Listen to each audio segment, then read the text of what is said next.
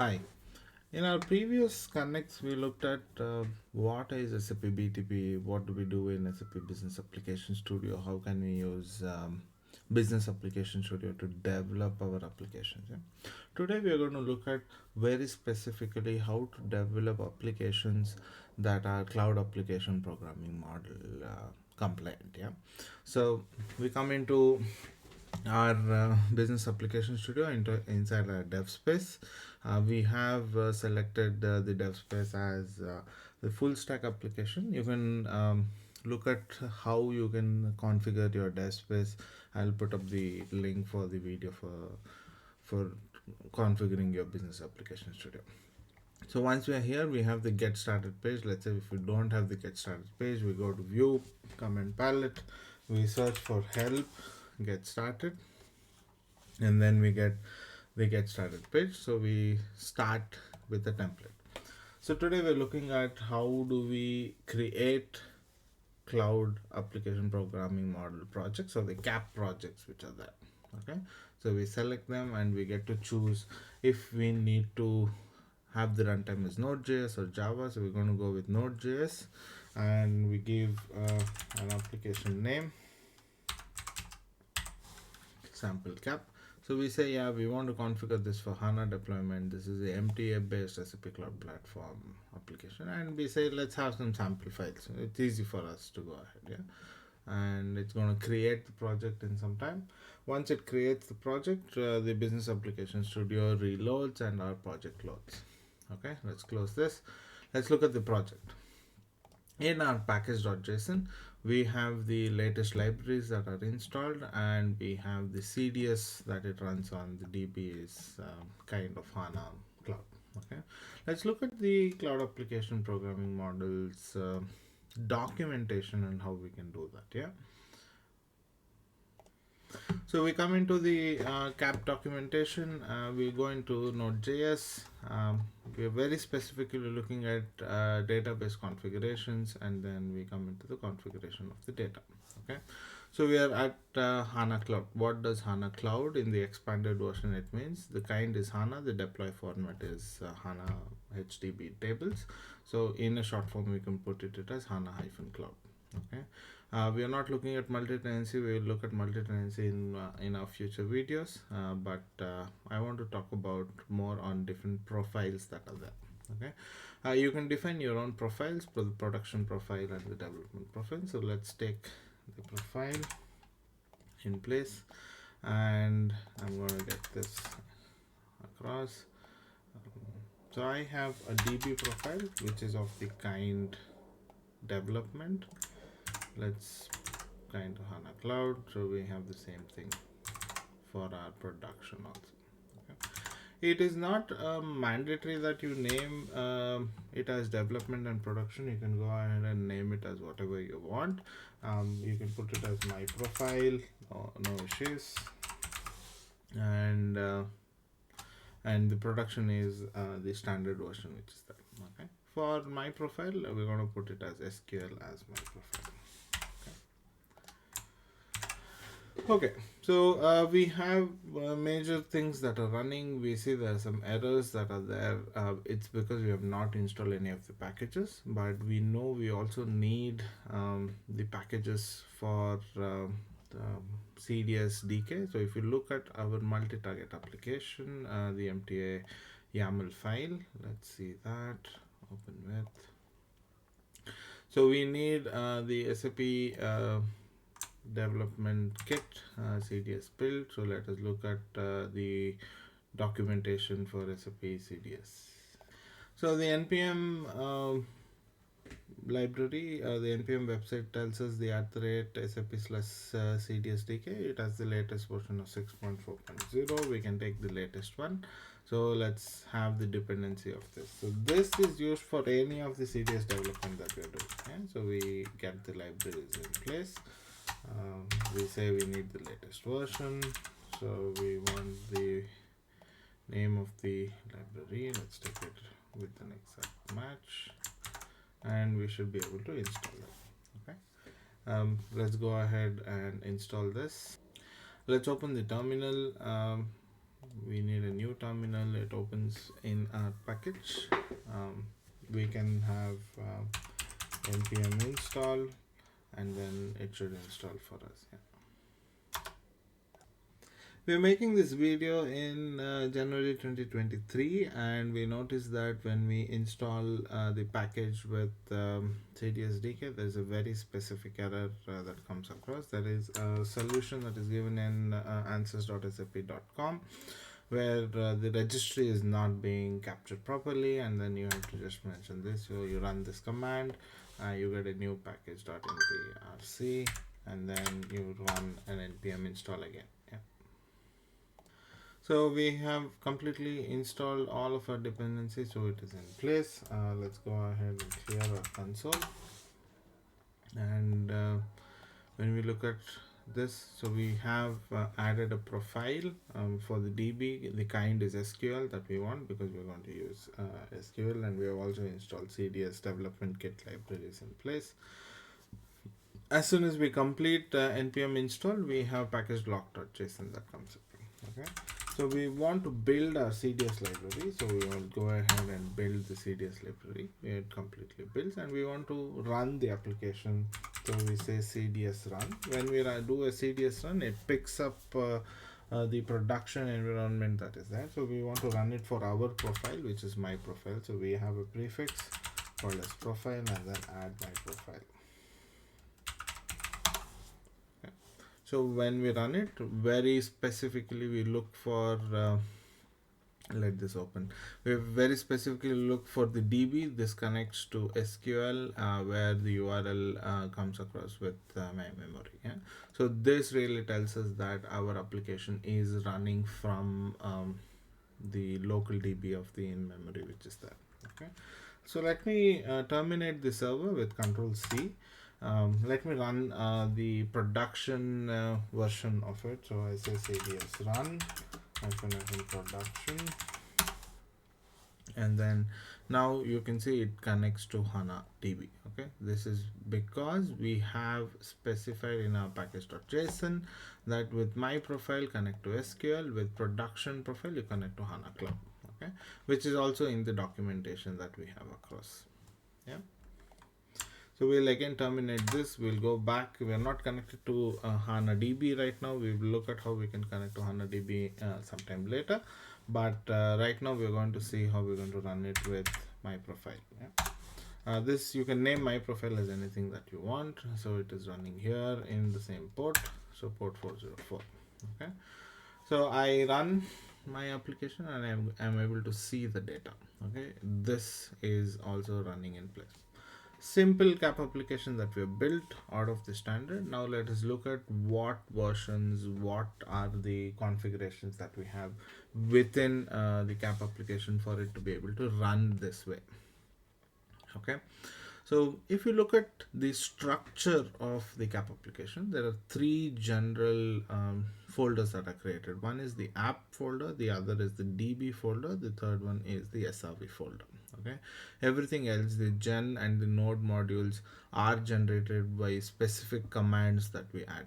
If you go across and then run npm install, the node modules comes in picture. When you do cds build, the gen folder gets generated because it generates all the artifacts that we want. We will look at the DB. Yeah? So we have data model.cds. This files have come in picture because we have selected add basic files when creating the template. If you do not select that checkbox, then you will not be able to see that. So there is DB with the namespace called as my.bookshop, which has books as the entity, which has key as ID, title, stocks in place. Now I want to refer this namespace and expose it in my service. The service, the Node.js service, is exposed via the SRV folder. So where we have another CDS view which uses my.bookshop, the namespace which we have defined there, as referred it as my. You can also rename it as DB, no problem. It's just that all the entities within that has to be renamed to DB. Okay. I use this namespace as db inside this CDS. And where is it being called from? It is called from the folder called db slash data model.cds. You don't have to specify the extension, but just the data model.cds will take place. Here we are defining a service called as catalog service, which is very specifically read-only service, which has the entity books, and it's the projection on db.books. A very simple CDS service that is expanding, or that is showing our books in place. Now this is in place. Let me again go ahead and terminate the server and then run this. Before running this, we have made some changes. We made the reference of my SDB. So let us build this artifact. So we do cds build. So you do cds build, and we should be getting new artifacts in place. It has built all the things that we need. Now once this is in place, let us again run this cds run, and we want to run it for my profile.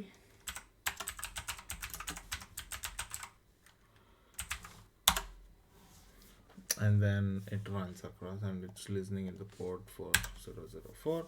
We're still able to get the data, which is that. Okay, simple applications, that is that.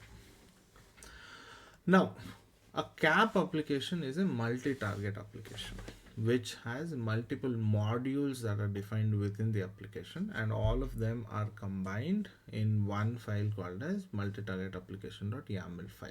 Okay, we will open this with the text editor. We will also open this with the guided editor that we have. So that is the MTA editor, which is the MTA editor takes some time.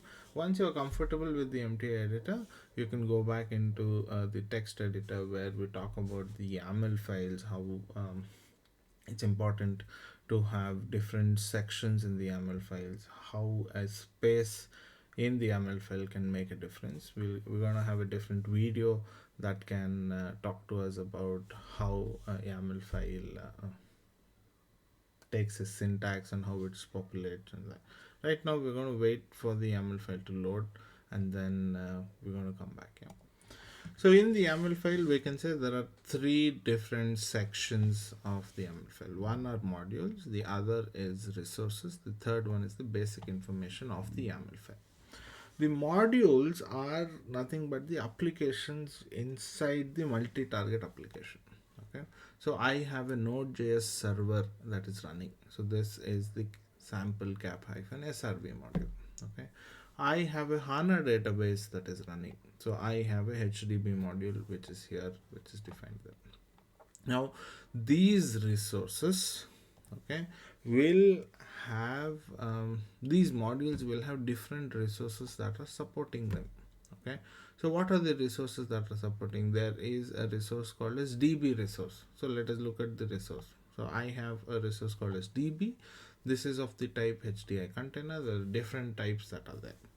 Now these containers or these resources should be subscribed and entitled in your account for you to be able to deploy it there. Okay, now this is of the service HANA. The service plan is HDI shared, which is there. Okay, you can subscribe to multiple services inside your account, similar to how we did Business Application Studio in our previous video. Yeah? We'll also look at how we can subscribe in the future videos once we develop the applications that are there. I have my resources. I can have multiple resources, and each of these resources will be a required properties for my module, and I have a basic information of the application.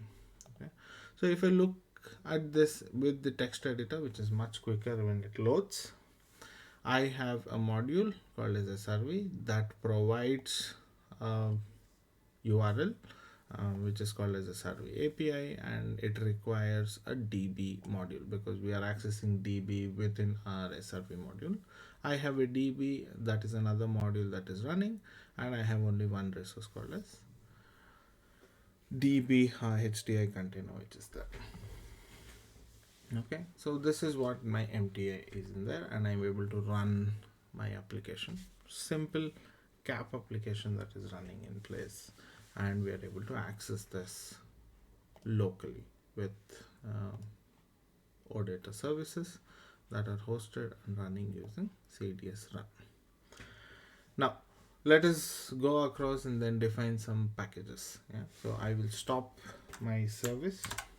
I don't want to every time come across and then type CDS build or CDS run, which we are doing across. So I want to create some standard scripts that are in place. Okay, there is a script called a start. If I say npm run start, it does a CDS run, but I want to start for my profile. Okay, so let me define a new command. So I say my profile start CDS my profile, and then this is nothing but CDS run profile my profile. Simple. I want to build, so I will define a build script in place. So let me define it as CDS build, which we have. So I'm able to build both of them. I have a script in place, but my package lock.json is generated. So let us go ahead and remove the package lock.json.